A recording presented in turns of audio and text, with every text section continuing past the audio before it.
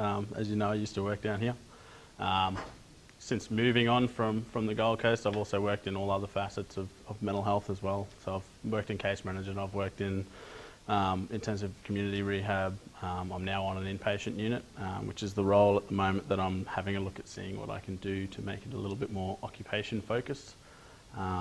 That role over time and with various OTs sitting in that role seems to have developed into somewhat of a gap filler role, and there's a lot of duties that have been assigned to that role that really aren't anything to do with OT, but I'll get to that. So yeah, most people, as I said, most people know me, but one thing that I think is important for this talk is to know that I tend to get bored easily. I'm always looking for a new challenge. When I'm in a role, generally, the start of the role is all exciting and you're getting to learn it, and once you get a handle on that, I'm always sort of then looking for the next thing. In some of my previous roles, it's got to that stage and there's not really anything else, so I've moved on. I tend to change jobs quite quickly. My current role, I've recognised that, and I don't actually want to do that because I think the role itself needs some work. So I think just the fact that that's, I guess, my nature is important for why I'm doing this. So this all started last October. I'm not sure if anyone here has heard of the Online Technology for OT group. They run a virtual conference every year in October for a World OT Day. I've always been involved with that, and I was fairly heavily involved with it this year. This year I was watching a talk by Ellen Nicholson, who's an OT in New Zealand. And her talk was basically about a project of hers, which is Occupation in Action project. And she was talking about this gap between OTs that were currently practicing in a medical model and the gap between that and their actual core business of occupation. Ellen's actually done something similar to what I'm trying to do at one of the hospitals in New Zealand. So her talking about that, I could really relate to what she was discussing. So it got me reflecting about my role and what I was doing at AMHU in Townsville, and whether I was actually being occupation focused or not, which I feel I wasn't. So I wasn't feeling valued as an OT. I felt, and I've said this to a few people, I felt like a welfare officer. Quite often I was doing a lot of client transport for clients that I hadn't even worked for. When I first went into that role, the job of the ward's complaints was the OT's job, to deal with all the complaints, consumer and staff complaints. Not sure how that had evolved, but that had fallen on the OT, and even now I still get nurses bringing me complaint forms, even though I've kindly given that role off to our NUM. So anyway, reflecting on that role, I obviously decided that I needed to change something. I wasn't feeling like I was doing what I was meant to be doing, what I trained, for so many years to do. And because of that, I just wasn't happy. I didn't want to be there. I was, getting a bit over it.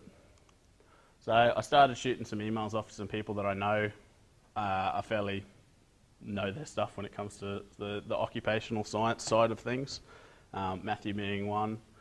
There's a few other guys as well. But just basically just laying out my situation, where I thought I wasn't really fitting into an occupational therapist role. Trying to get their thoughts, what they thought about what I was doing, and any sort of ideas on where they thought I could go to or try. I ended up getting just thousands and thousands of resources sent to me from all the different people that I'd emailed.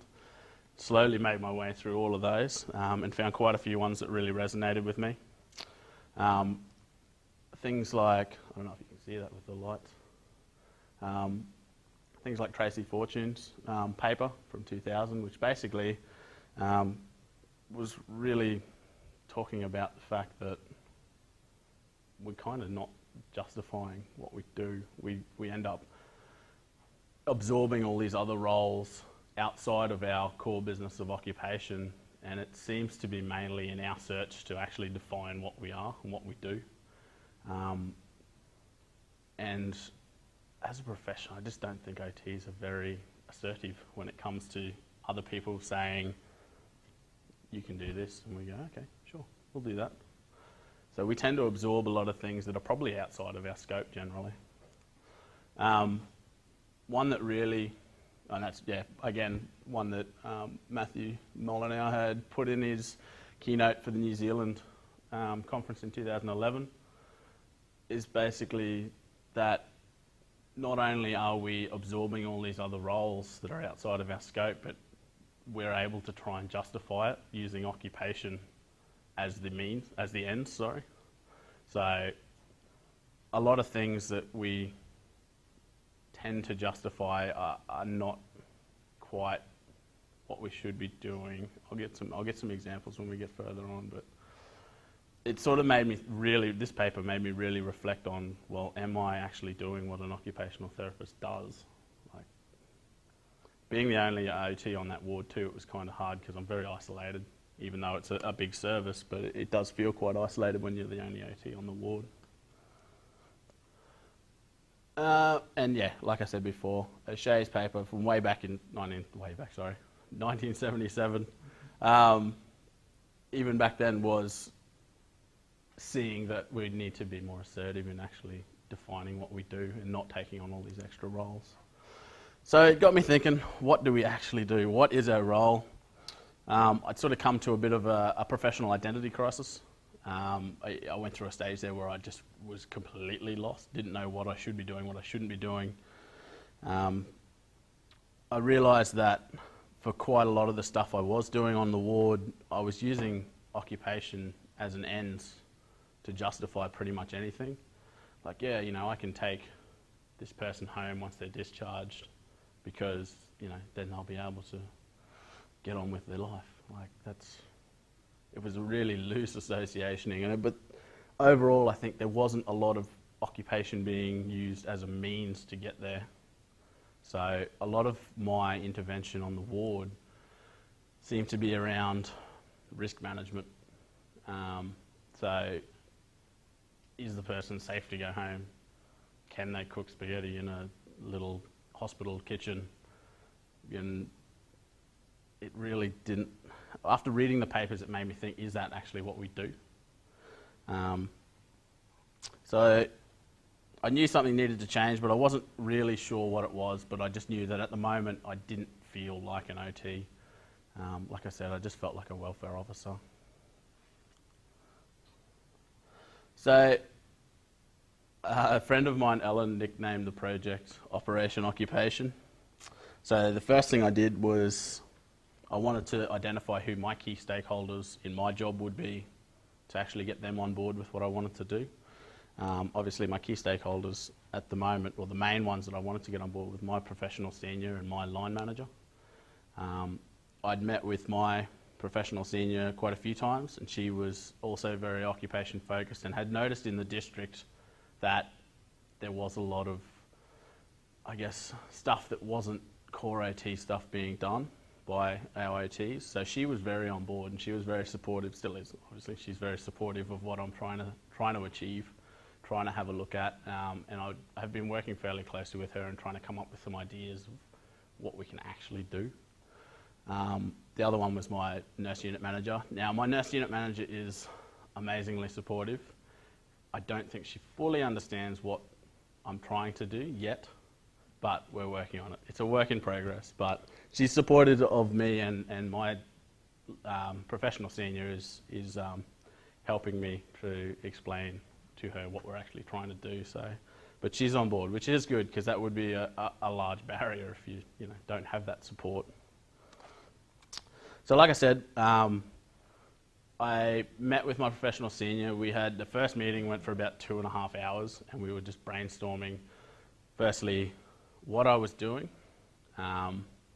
She's agreed with me with pretty much all of what I was actually doing. So the functional assessments on the acute unit weren't giving us a good idea of what people were actually wanting to do.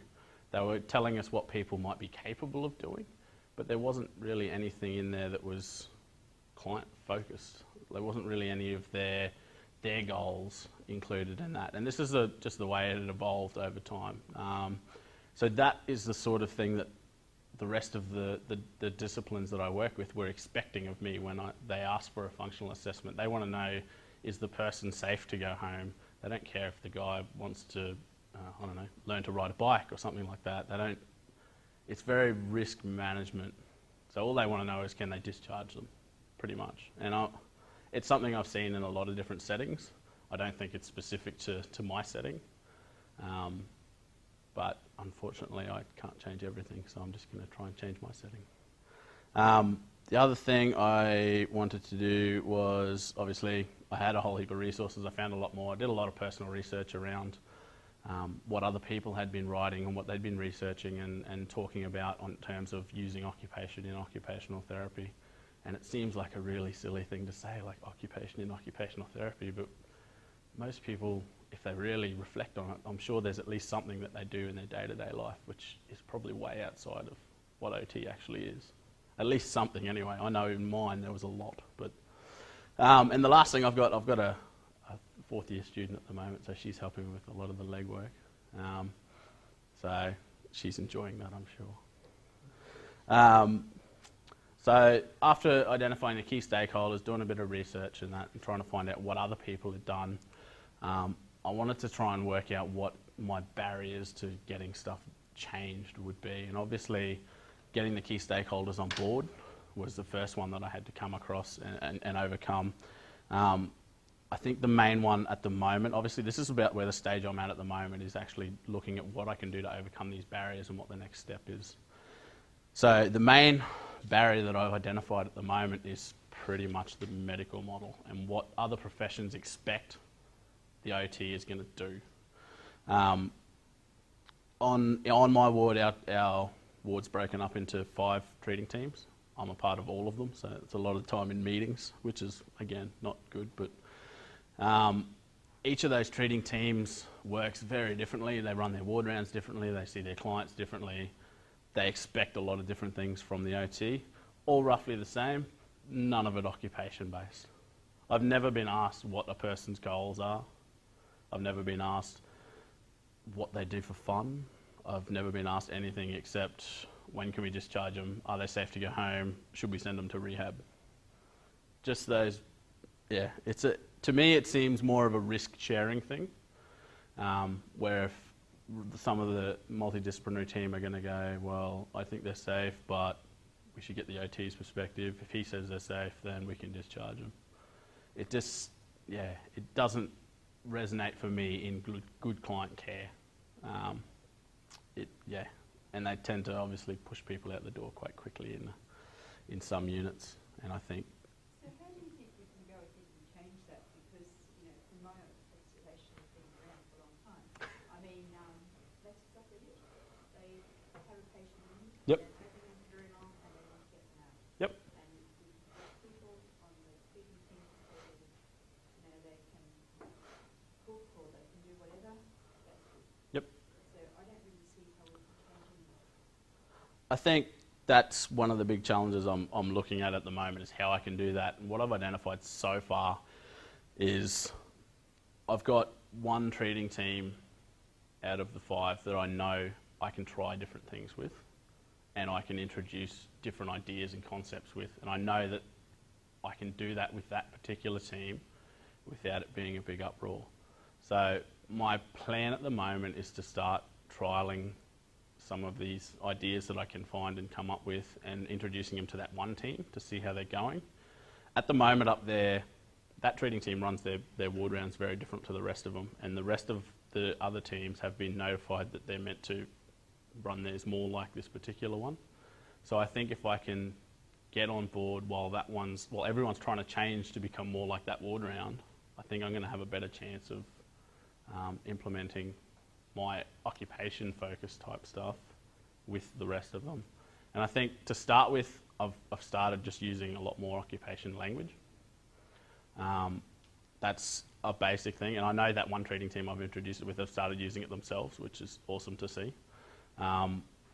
That's the first thing. The second thing is actually assessment-wise what they're asking of me. So I've actually had quite long discussions with that particular doctor about this is what I can do, what I will do, this is what I won't do for a lot of the part. So at the moment I'm looking assessment-wise, I'll come to that a bit later, but assessment-wise I'm looking at more, at the moment, values type assessments. So I'm trying to look at the underpinnings of someone's motivation to engage in occupations and why people actually engage in certain occupations and not others. There's not a whole lot out there on that. There's a little bit I found through acceptance and commitment theory. And I was notified yesterday of another one called the OVAL 9, which is, I think it's either just come out or it's been out for not long, which is actual occupational therapy values assessment. So I'm going to have a look at that as well. But yeah, I'm under no illusion it's going to be hard to actually try and get that implemented across the board. But I think starting small, trying things out, and then getting on board with a movement that's already happening, I think will give me the best chance of getting that going. So yeah, and then it's not just the medical staff as well. Our nursing staff have preconceived ideas about what we do. They obviously, I mean, it's not their fault, it's just how things happen. Like, they see what they see, whether they see everything that I do or they only see a certain part, they get an idea about what I do. Like I said, I've still got nurses that come to me with the complaints forms, even though I haven't done that in over a year. So it's one of those things that's going to take time. I think I just have to continue to try and be assertive with those sort of things and not fall back into that previous role, which I haven't usually had a problem with. But yeah, I think I'm under no illusion that it's not going to be a quick fix. I think it will take some time, but I'm kind of determined. So, a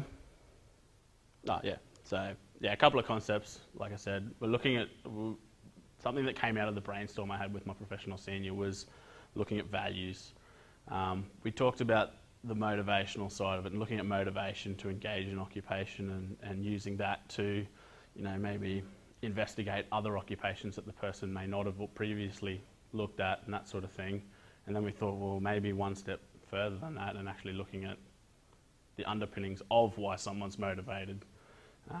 So I'm not saying this is what's that's going to happen, but this is what we're having a look at the moment to see how it'll actually work on an inpatient unit. A lot of these sort of assessments that I've seen and read about tend to take a long time with the client. So we're sort of looking at how we might be able to implement it. Obviously, we don't have people for a very long time on an inpatient unit.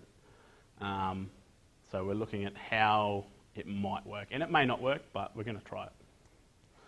So, and the other one, like I said, the other one that I found or was told about the other day was the OVAL 9, which might work a bit better. From what I've had a brief look at it, it's 9 questions, but it gives you a brief, it's like a screen, I guess, like a value screen to a degree. So we'll have a look at that. And the other theory that I was told about only a couple of days ago, which I'm going to investigate as well, is this Continuum of Engagement, which was actually only published, I think it's only published recently, but the research, it hasn't been published yet, sorry. It's an unpublished doctoral thesis, but the research was done a couple of years ago about it. And it's basically a spectrum of occupational engagement. So it might be possible for us to be able to tap into where someone falls on that spectrum to help them either along the spectrum or find occupations that they might more enjoy or more engage in that are further down the spectrum for them. So it's a couple of things that we're looking at the moment. I guess the main things that I do want to do is spend a lot more client time. It's hard to be occupation focused and focused on the client when most of your time's taken up with other things. So I'm trying to get some of these assessments that are very much with the client, spending time with the client. They've only got them for a short time usually, so as much time as we can spend with them. hopefully will equate to better results for them.